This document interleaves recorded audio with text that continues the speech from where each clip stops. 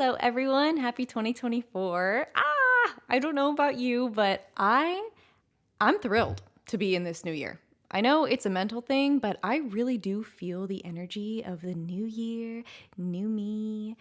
There's something about that calendar reset that just makes it easier to get into that restart mindset and let go of things that happened in the past. And while a lot of incredible things happened for me in 2023, it was equally, undoubtedly, the hardest year of my life. I had a whole lot of reevaluating to do and a whole lot of self discovery. And I'm so grateful for each and every one of you who has listened to this pod and who has supported me through this journey so far. So I'm ready to dive into 2024 head first. And guess what? Y'all are coming with me. I'm also trying out adding some video elements to the pod, so if that's something that you vibe with, let me know. I post my podcast clips as well as other spiritual, self-love, self-improvement content on my TikTok, so make sure to check me out there at Everything Works Out Pod, and that's everything WRKS out pod. Couldn't fit all those letters in. Okay, so let's get into the episode. As I briefly mentioned in the little intro, while lots of amazing things happened in 2023, I still hit rock bottom. And sometimes I thought I was at rock bottom, and yet it just kept getting deeper and deeper. And maybe I still haven't even hit rock bottom yet, honestly. Who knows? But I sure fucking hope that I have indeed climbed out of the pit of rock bottom and am finally on that upwards trend. But you know what? At the end of the day, I'm still here, I'm still alive, and I have survived every single hard moment, a few of which I, honest to God, really did not think that I would survive. And if any of you had those moments in 2023 or in any previous year, I just want to say how happy I am that you are still here, you're still listening to this podcast, and you're actively healing and growing, and in turn, encouraging others to heal and grow with you. The whole point of this pod is to express that we're all in this together. Life in your 20s can feel so isolating, and it can feel like no one has ever possibly experienced the depth of emotions that you experience. Respectfully, though, we're not special. Lots of us are going through it, and that's simultaneously heartbreaking and beautiful. Heartbreak and beauty can coexist. If you could hear that, that's my cat, Buddy. He agrees. In fact, so many things that seem contradictory coexist, so that's what we're here to talk about today. I was on the phone with one of my best friends who's also going through a rough patch, and one of the main takeaways from this conversation was in these moments of absolute darkness, light still does exist.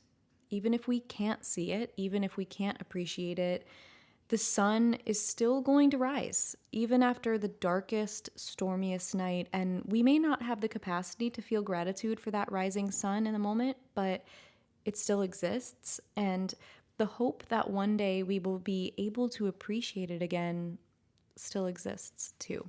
There are moments of beauty and awe and gratitude even amongst the dark nights of the soul, and on this phone call I was telling her that I took this trip to Arizona with my mom, one of my favorite places. So I love hiking and I love nature and I love being in fresh air and I don't like the winter. And getting to escape the Chicago winter and going to Arizona, I was just so excited for it. And I thought, it's going to heal me. This is going to be the answer. And normally my heart and soul overflow with joy and I feel overwhelmed with awe and gratitude to get to experience the beauty of the mountains. And I had this moment where I was standing on top of a mountain and I really got in my head and I thought to myself, okay, let's feel gratitude now. And I waited and I didn't feel much.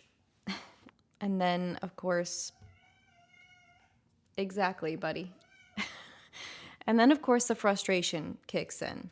Why am I not feeling thankful? I normally love this. Hiking is one of my favorite things to do, and I rarely get to do it. But in that moment, what I was experiencing, what was true for me, was that I was in physical pain. I was dealing with symptoms of nervous system dysregulation and who knows what else. I'm still trying to figure out my body on this new and fun, exciting IBS journey. Yay. Anyway, the point being, I didn't feel gratitude in a moment that I expected to feel gratitude. I felt sad. And that's okay. Nature still exists and it's still beautiful and it's still there for me when I'm ready to feel grateful for it. But in that moment, it just didn't happen for me. And for what it's worth, the next day, even though I was still emotionally and physically in pretty much the exact same place because not much changes in 24 hours, a brief wave of overwhelm and gratitude did end up hitting me without me having to force it. And so I let it flow through me then.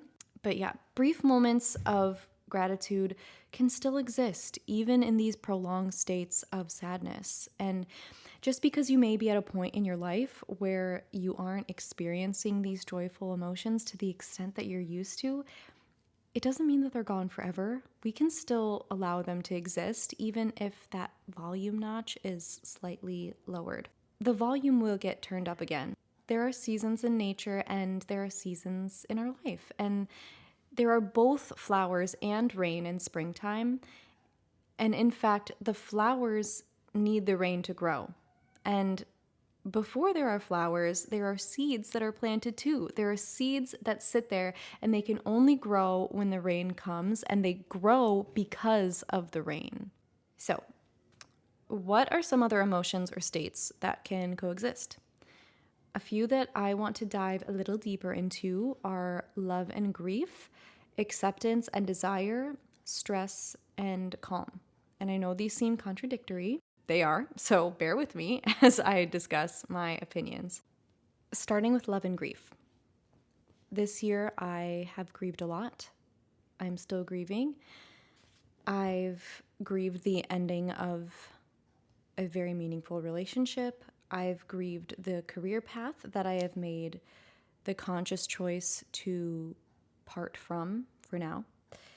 And with those things, I have grieved the future that for many, many, many years I mapped out for myself. And therefore, the biggest thing that I have grieved is myself and my kind of loss of identity. I am grieving the girl that I was before with my old thoughts and jobs and patterns and hopes and loves and circumstances. And for the most part, it was time for those things to metaphorically die, yet they're still worth grieving. The definition of grief is deep sorrow and coping with loss. And sorrow absolutely comes with the loss of unmet expectations, but we can still love and grieve at the same time. I can still have love for a person and love for the memories that we shared while I grieve the loss and accept that it's not meant for me. When someone passes away, we don't stop loving them. We grieve their loss and our physical presence, and the love still exists. And sometimes I feel like life would be so much easier without the love, because without it, the grief wouldn't be so bad. You know, that's a depression mindset, of course. But to live a life without love is not to live a life at all. And therefore, grief and love must coexist. I've had to grieve the path that I set out for myself when I was a teenager because I realized it was not bringing me joy anymore or fulfillment, just disappointment, frustration, pain, anger, and low self-worth. And also no healthcare or financial stability whatsoever. And I still love performing. So I grieve the loss of that path while knowing that it will still be there for me whenever I'm ready again someday. And in the meantime, I allow myself to feel the love of performing again with lower stakes this time, knowing that I don't need it to keep me afloat, but I do it because it fills my soul, which is what I wanted all along in the first place. But I won't lie. yeah, it's very hard to continually grieve the girl that I was, occasionally even feeling like I'm letting her down, even if I do have many moments of love and gratitude for my current non performing job. It's okay to feel sorrow for the lost expectation, but nothing that is meant for us truly dies. If it is meant for us, it will find us. I also want to address the fact that for lots of us, me especially, it's hard to accept feelings of love or joy in prolonged periods of sadness or depression or grief, because then we have to accept the fact that the things that died were actually meant to die and it's better that they did. But if we force ourselves to stay in the sadness, it validates our ego in a way. The stubborn habit that our ego knows what's best and we have to feel sad because it should have been this way. And that thing was the only thing that could possibly bring me love or joy that justifies this prolonged state of sadness or grief. But it's really untrue. Again, we can grieve the loss of love or expectations, etc., and allow new joys and new love to appear again. We can be sad for the end and still love a new beginning. I can be sad that I am not a full-time performer in this moment, but still happy that I actually feel more fulfilled in my current job than I've ever been. And I can grieve the fact that I live alone, but I also feel indescribable amounts of love for my cat that wouldn't be in my life now had my life gone how I initially anticipated. I can grieve the loss of receiving love from another person and still love myself. I'm going to say that again. And siren outside, confirmation, right? Confirmation from spirit. I can grieve the loss of no longer receiving love from another person and still love myself. Hello, anxious attachers, can relate. Self-love is hard for a lot of people, like raw, true, unconditional love. For lots of us, it is so much easier to love myself through the eyes of others. So when I'm loved by someone else, it's a lot easier for me to love myself. And then, of course, when that love is gone, I am left feeling emptier and confused on how I could or should love myself. And then on top of that, there are parts of me that feel like I only exist when I'm in love with someone else. Parts of me that only exist in the context of a relationship. And I'm grieving the fact that those parts die, or I feel like those parts die when the relationship dies. But on the flip side, there are parts of me that only exist when I'm single and independent and when I'm giving myself all the love that I actually deserve. So it's possible to grieve parts of us that we feel are lost when or while we still welcome in and love new aspects of ourselves. We are so multidimensional. All right, moving on, I want to chat about acceptance and desire now. Maybe super enlightened people might say that if you desire something, you're in a state of lack and therefore you can't possibly be in acceptance. But I'm real with you on this podcast, and I'm either not there yet or I just don't agree. But I think that we can accept how things are and still want better or want different. I mean, I think that's the whole concept of manifesting, being grounded in the present while still being able to visualize a new future. I do think that acceptance is the key, though. Acceptance is different than self-pity or self-victimization. I can accept that I hurt sometimes and that I have a great job to pay the bills, or that I'm single and almost 30, while still wanting to manifest happiness or a job that's more aligned with my passions or a loving soulmate relationship. When we can find the balance and coexist in harmony with our present and our desires is when our dreams really start to come to fruition. The resistance comes into play when we feel trapped in our current circumstances, when we can't accept that our life is the way that it is, or our relationships are the way that they are, or the person said the thing they said, etc. The bottom line is we can't control any of that. I accept that I'm not the best version of myself right now in this present moment, but that's okay. I want that for me. I'll get there.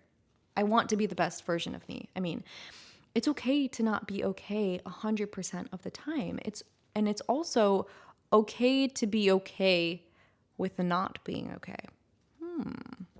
I love the English language, don't you?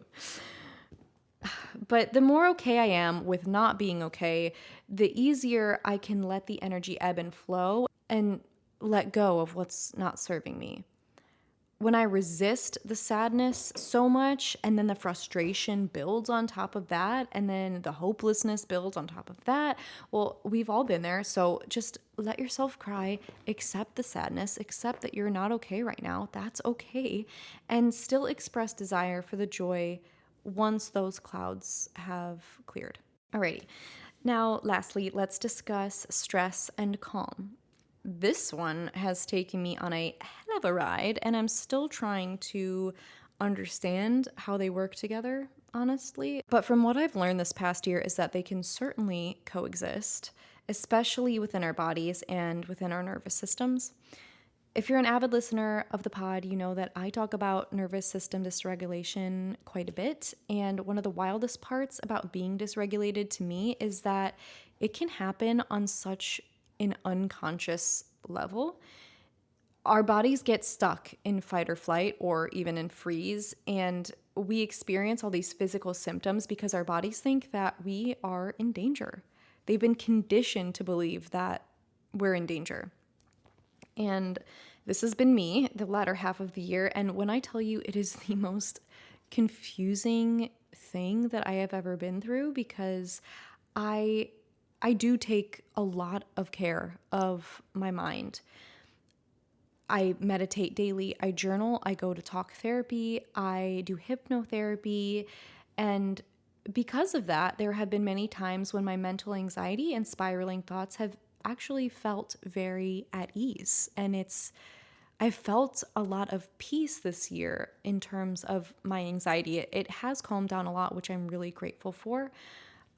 But it is possible, apparently, to feel stressed and mentally calm at the same time. I mean, my body has shown severe symptoms of extreme stress and unease and dysregulation, even amidst my anxiety being pretty at ease a lot of the time. So it's also possible to feel calm about certain aspects of your life while then being incredibly stressed about other aspects of your life. Our bodies they don't know the difference. And our bodies don't speak language. They don't they don't communicate with words. They speak in physicality and in movement and in breath. So to communicate with our bodies that we don't need to live in a stress response, it sometimes takes even more than things like meditation and talk therapy. Sometimes feeling mentally calm, it's just not enough, and that sucks. But just know that you're not crazy.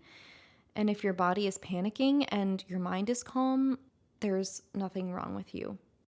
There are ways out and through. Stress can live in the body, in the mind, or in both. And I think it's honestly better if we can recognize when stress and calm are coexisting, because then we can grab onto that calm and use it to bring us all the way home, so to speak. It's certainly better than feeling 100% stressed all the time and like there's no calm in sight. So when there are aspects of your life that bring calm, seek them out amongst those moments of stress and allow them to be your lighthouse in your darkness. All right, so as this episode comes to a close, there's just one more thing that I want to add, because it's weighed heavily on me this past year. And while it's really vulnerable, it may bring you comfort, and that's always my hope. So what else can contradictorily coexist? I think just because someone is your soulmate or your twin flame, it doesn't mean that you are destined to be together forever. I believe in having more than one soulmate in this lifetime. I think that we have multiple soulmates for different purposes, and they can be romantic, or they can be platonic, or they can be familial. But anyway, it gives me comfort in this belief alone that the people that we've made soul contracts with can enter and exit our lives and everything will still be okay. The time that we spend with these people is beautiful and they're in our lives for a reason, absolutely. And just because something is not forever doesn't mean that it wasn't meant for you at that time.